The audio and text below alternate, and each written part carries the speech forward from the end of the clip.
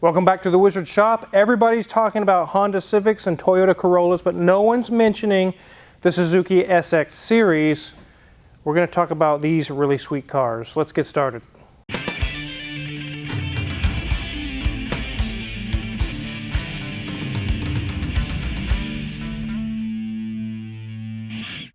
This is a 2005 Suzuki SX Aerio. They also have SX4s and different iterations of the SX series, but this one happens to be an Aerio. It's actually owned by Magic Mike, who works here. You guys have seen him in several different videos. So many of you have watched Hoovie's Garage, and Tyler mentions that he has opened his own legal dealership so that he has easier dealings with taxes and things with buying and selling cars. One of the first cars, and actually I think it is the first car that he sold, was this 2005 Aerio, which he calls an Areola, to Magic Mike. And he sold it for 800 bucks. This was a really good deal. So many people are asking questions. Car Wizard, I'm looking at this Buick Enclave. I'm looking at this F-150 with the 3-valve Triton. I'm looking at this and that, an Audi that's got oil leaks. No. Toyota, Honda, and really these aren't talked about a whole lot, but they are very good cars. So let's take a look around it, and then I'll get Magic Mike over here, and we'll talk about it, and we'll take a look at this thing. There is something wrong with this car, and we're going to find out what that is. Here is the front of these vehicles. It does have a nice looking front end. There are a lot of cars out there that do not. Tons. This one's actually very presentable. You can see that the hood is a slightly different color than the front bumper. The front bumper's been replaced. It has some, I think these are 14s. Let me take a look. No, these are 15-inch wheels. They're a little bit smaller than what we're used to today, but really, you're just looking for good transportation. You don't need 22s on it. It does have some little scuffs here and there in the paint, but it's in pretty decent shape for what it is, especially for what he paid for it. The rear has a nice look to the rear end as well. There are some Hyundai Elantras out there that are looking really bad. This one does not look bad. And we get to this side and we can see that it's really not a whole lot going on with the paint as far as scratches or scuffs or dents. It's in pretty good shape. It is a 5-door, which they call a hatchback. You can see the rear will open up and you can have full access to load things into it. Let's get the hood open and I'll get Magic Mike over here.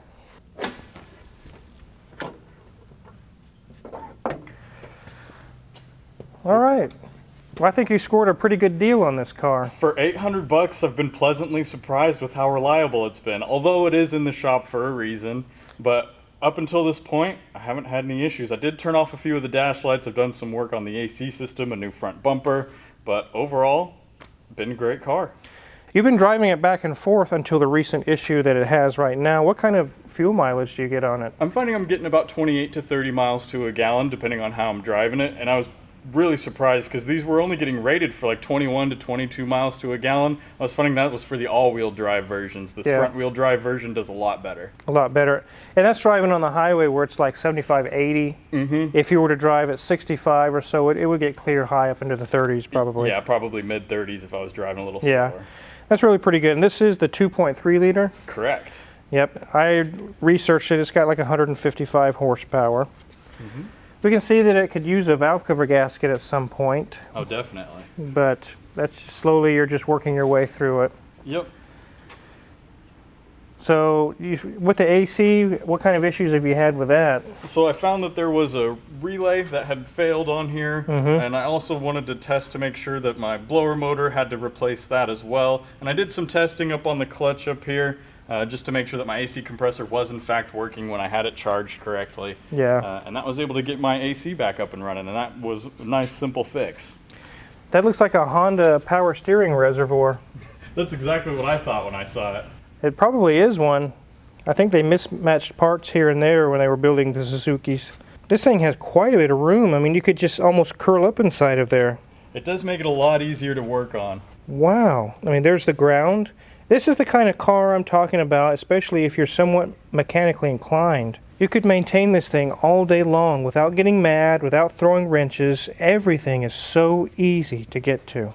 And if you have to do a serpentine belt or something, you probably remove the air box. Yep, air box comes out. That gives me access to the serpentine belt. Pull off this hose running to my intake manifold. For a front engine, front wheel drive vehicle, it's not too terrible to work on. Yeah, it looks like it's really, really easy to work on. Well, we'll take a look at the interior, let Mrs. Wizard show you guys around, then we'll get this thing on the lift and you and I can check it out underneath, see what it looks like. Sounds good. You're reading that right. It says 218,000 miles. Yes, this has 218,000 miles on it. And it really doesn't present too badly. There's a few areas we've seen, the bumper had to be replaced. And as we slide up, we'll see that the dash has a few cracks in it. No major ones, no cracks that, dig into China or anything, but there's some definite crackage up there. But again, being that Magic Mike owns this, he knows how to do some of these repairs if he ever wants to. We do have an aftermarket radio installed, so that makes his commute, it's about a 30-40 minute commute to work, so it makes that ride a little bit more enjoyable. Our HVAC system controls there. Wow. Pretty basic. Very simple, but again, it does what it needs. As we slide around, look at that door card, have some different textures on there, a little bit of fabric, a lot of plastic, a lot of gray as well. Our seats are cloth. No rips, no tears. A little bit of stainage on here, but again, this thing has been ridden in for 200,000 miles, so maybe nothing that a carpet shampooer can't take care of. It is clean, nice carpet, no tears and rips down there as well. You will see that it is a manual, which definitely will make it a little bit more fun to go around those corners in. Even though it doesn't have a huge engine, it still will make it a whole lot of fun to drive. As we move to the back seat and we scroll down, you'll see, wow, that's looking almost perfect back there. Hardly used at all. No rips, no tears, a little bit of dust, a little bit that needs to be taken care of with maybe a carpet shampooer, but nothing terrible. Headliner, they must not have had children, and definitely no eating Cheetos up there. Nothing is being touched, nothing has been pulled down, just that nice gray sea of fabric up there that you guys are seeing. As we end up at our steering wheel, like we always do, ladies and gents, you can see the only little attachment, we have nothing actually on the steering wheel, but behind it we do have our cruise control adjustments, and of course, windshield and blinkers as well. Nothing too fabulous, nothing too fancy there, but again, quite utilitarian and quite functional. So it looks pretty good in here. I wonder what it looks like underneath. Let's get this up in the air.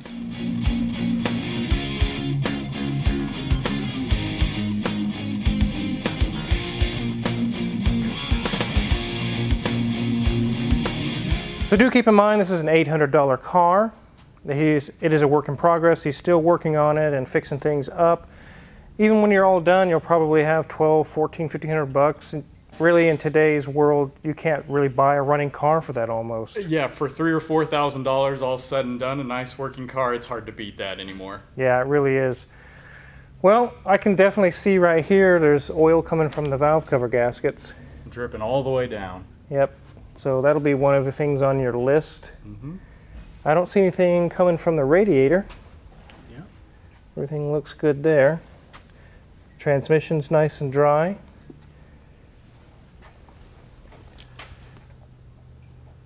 The CV boot needs to probably be replaced. That's probably on your list too? Yeah, new CV axles. I figure with 200,000 miles, might as well just go ahead and replace them. Yeah. Steering rack, it's nice and dry. And this one here is also needs a new boot. You're just going to replace both axles, yeah. Yep, 2 new axles. Brakes look good. Nothing loose. Struts are good. Really, you can't complain for what you spent for it. I mean, the idea you got to spend 40 grand to get just a car to go back and forth to work. You don't have to spend that kind of money. No, no way. Here's the exhaust. Hey, your cat hasn't been stolen. Not yet. Not yet, yeah. I'm sure it'll find a way. Uh-huh. Really not much going on back here, huh? Just a tunnel and a pipe. Yep. Pretty simple. Yep. This is your charcoal canister. Correct. Yep. And above that's the fuel tank. As you guys are seeing, everything is so simple under here. It's so easy to maintain. And the parts are not going to be absurd to get a hold of. Drum brakes in the back. Struts are good. Sway bar links are good. Struts are good there. I think you did really well. In the lower budget cars, you don't have cast aluminum or cast iron control arms. You just have basically just rods. And it works well. I mean, it's nothing wrong with that. You have this to locate, the kind of a track rod here. These are the control arms. There's a tiny bit of surface rust, but for amount of miles on it, it's really not that bad. There's the little heat shield. It's coming off of the muffler, but it still works. Yep, doesn't make any noise. No, just leave it as is. Maybe peel it off at some point. Yeah. When I decide to go full straight pipe. Yeah. So you're not going to put a fart can exhaust on this? No, I won't do a fart can on this car. I like it and I don't want to hear that all the time. Yeah, I wouldn't want to hear that either. It sounds like crap. These are fairly good tires on here. Yep, I've only had to replace one front left tire. That was a little bit of uneven wear. Got that in an alignment, and it's so far been so good. All right, let's get this thing on the ground.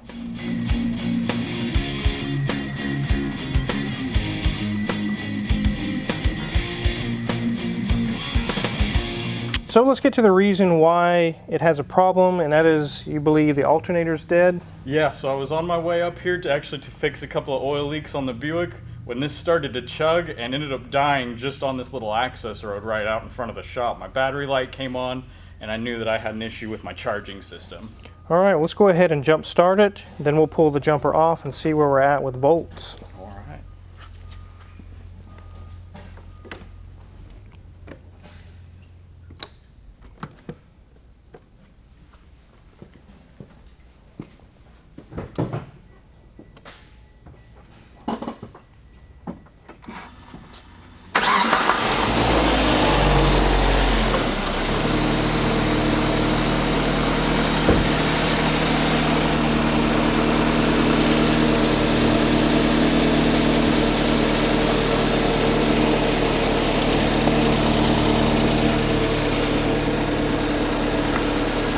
So we'd like to see 14.5, 13.8, somewhere around in there for a good charging system.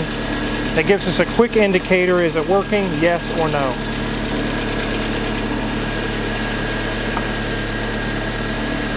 It's at 11.5, 11.4, 11.2, it's slowly dropping. Let me give it a rev and see if that helps anything.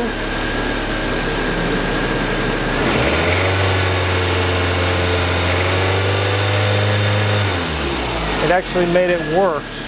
Well, we were at like a little over 11 volts and we revved it, it went down to 9. It's a definite indicator that the alternator is dead. We don't need to go any further. We don't need to get out our expensive equipment. It's pretty much a no-brainer. It needs an alternator. So that's just a little bit more money than what you spent on it to get this thing going. It's definitely worth fixing. Oh yeah, absolutely. It's worth doing the axles, the valve cover gasket. I'm definitely going to sink some money into this car. Yeah, it's definitely a keeper. I could see it going to 300,000 miles. That's what I'm hoping for. Very easily.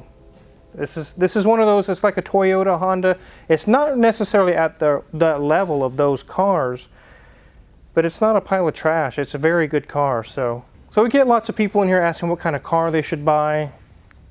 This is definitely would be on the list of something that you should buy. That would be a good car that you don't have to spend 10, 15, 20 grand for. Obviously, if you're looking to impress people, this is probably not the car to buy. This is not an impressive car, but it definitely is an A to B car. Yeah, and it's a mistake that I see people could really are struggling to afford a car and they go buy a BMW. It's like, oh, please don't do that. No, parts availability for this car and the parts price are too big. Green flags for me. They're so easy to get. They're everywhere. I'm not too worried about it. And it's very easy to work on. So add that to the list. You guys are always asking questions. What kind of car should I buy?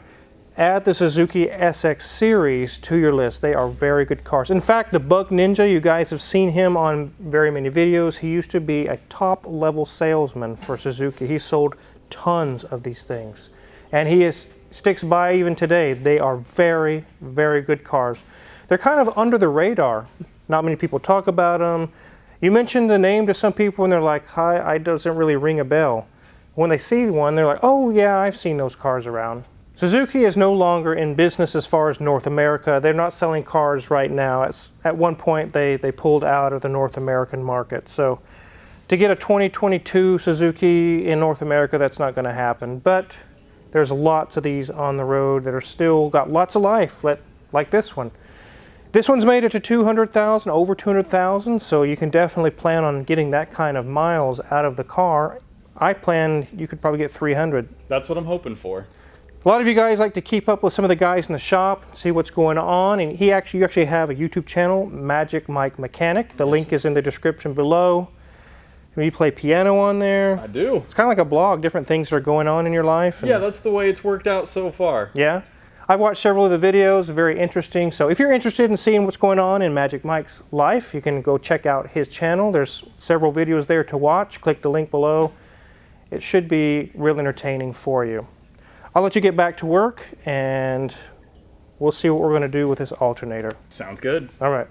So when Magic Mike was mentioning he needs to get an alternator for this car, I thought this would be a perfect video because of the story behind it and how it's done him so well. An alternator is not that really big of a deal. He's been driving this thing back and forth quite a lot, saving a lot of money on fuel. He saved a lot of money in the initial purchase price, and if anything breaks, it's really, really cheap. So if you're curious what kind of tools we're going to use to change out this alternator, check my Amazon affiliates link in the description below as well. We get a small cut and we really appreciate it. And make sure to hit the subscribe button because there's many, many more cool videos to come. Thanks for watching.